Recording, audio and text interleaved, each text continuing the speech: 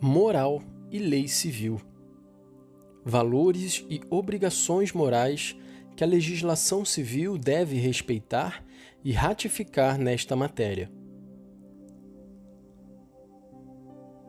O direito inviolável à vida de todo indivíduo humano inocente, os direitos da família e da instituição matrimonial constituem valores morais fundamentais, porque dizem respeito à condição natural e à vocação integral da pessoa humana. Ao mesmo tempo, são elementos constitutivos da sociedade civil e do seu ordenamento jurídico. Por este motivo, as novas possibilidades técnicas abertas neste campo da biomédica exigem a intervenção das autoridades políticas e do legislador, uma vez que um recurso incontrolado a tais técnicas poderia levar a consequências imprevisíveis e prejudiciais para a sociedade civil. A referência à consciência de cada um e a autorregulamentação dos pesquisadores não pode ser suficiente para o respeito dos direitos pessoais e da ordem pública. Se o legislador responsável pelo bem comum abdicasse da sua vigilância, poderia vir a ser expropriado das suas prerrogativas por parte de pesquisadores que pretendessem governar a humanidade em nome das descobertas biológicas e dos presumidos processos de melhoria que poderiam delas derivar. A eugenia e as discriminações entre os seres humanos poderiam encontrar-se legitimadas. Isso constituiria uma violência e uma ofensa grave contra a igualdade, a dignidade e os direitos fundamentais da pessoa humana. A intervenção da autoridade política deve ser inspirada nos princípios racionais que regulamentam as relações entre lei civil e lei moral.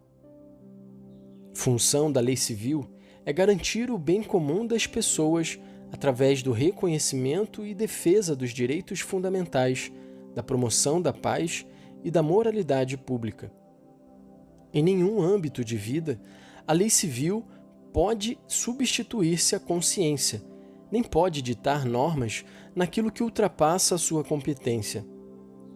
Às vezes, ela deve tolerar, em vista da ordem pública, aquilo que não pode proibir, sem que disso derive um dano mais grave. Todavia, os direitos inalienáveis da pessoa deverão ser reconhecidos e respeitados por parte da sociedade civil e da autoridade política. Tais direitos do homem não dependem nem dos indivíduos singularmente, nem dos pais, e tampouco representam uma concessão da sociedade e do Estado. Eles pertencem à natureza humana e são inerentes à pessoa por força do ato criador do qual ela se origina. Entre estes direitos fundamentais, é necessário recordar, a este propósito, o direito à vida e à integridade física de todo ser humano, desde o momento da concepção até a morte. Os direitos da família e do matrimônio como instituição e, neste âmbito, o direito para o filho de ser concebido, posto no mundo e educado por seus pais.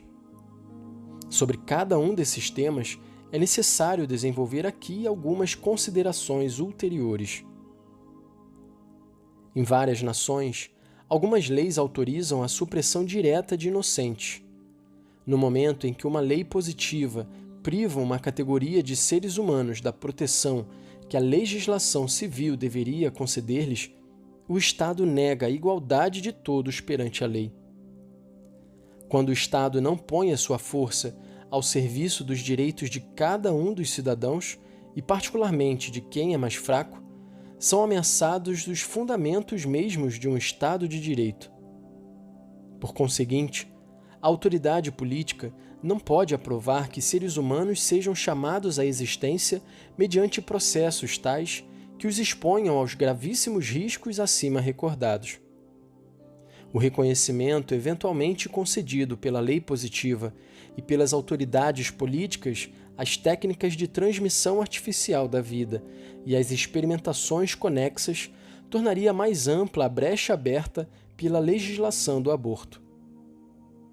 Como consequência do respeito e da proteção que devem ser assegurados ao nascituro a partir do momento da sua concepção, a lei deverá prever apropriadas sanções penais para toda violação deliberada dos seus direitos.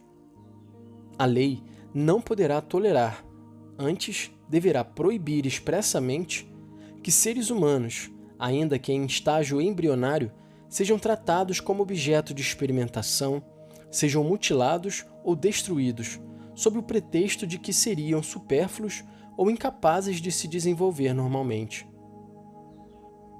A autoridade política é obrigada a assegurar à instituição familiar, sobre a qual se baseia a sociedade, a proteção jurídica a que ela tem direito.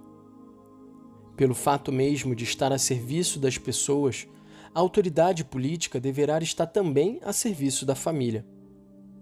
A lei civil não poderá conceder a sua garantia àquelas técnicas de procriação artificial que, em benefício de terceiros, médicos, biólogos, poderes econômicos ou governamentais, subtraem aquilo que constitui um direito inerente à relação entre os esposos e, por isso, não poderá legalizar a doação de gametas entre pessoas que não estejam legitimamente unidas em matrimônio.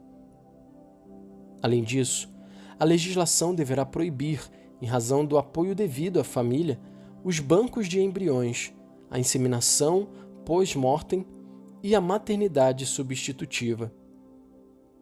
Pertence aos deveres da autoridade pública agir de modo que a lei civil seja regulada pelas normas fundamentais da lei moral naquilo que diz respeito aos direitos do homem, da vida humana e da instituição familiar.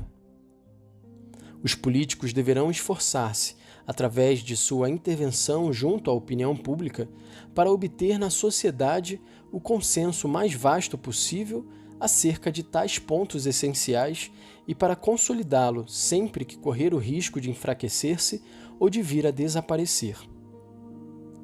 Em muitos países, a legalização do aborto e a tolerância jurídica para com os casais não unidos pelo matrimônio tornam mais difícil obter o respeito aos direitos fundamentais recordados nesta instrução.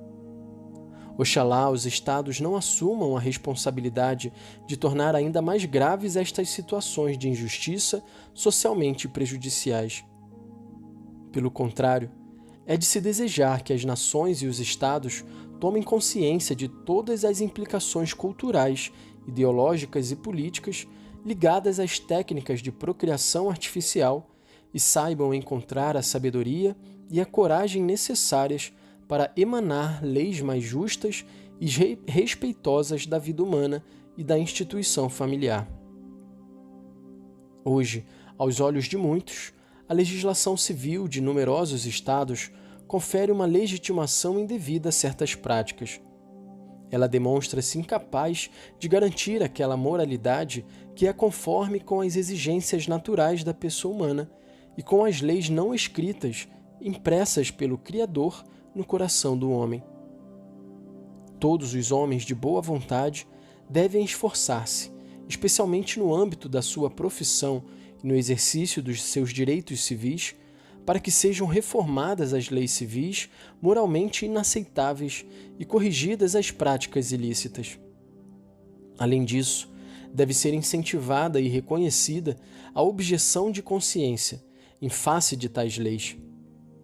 Mas ainda começa a se impor com acuidade a consciência moral de muitos, especialmente entre os especialistas das ciências biomédicas, a exigência em prol de uma resistência passiva à legitimação de práticas contrárias à vida e à dignidade do homem.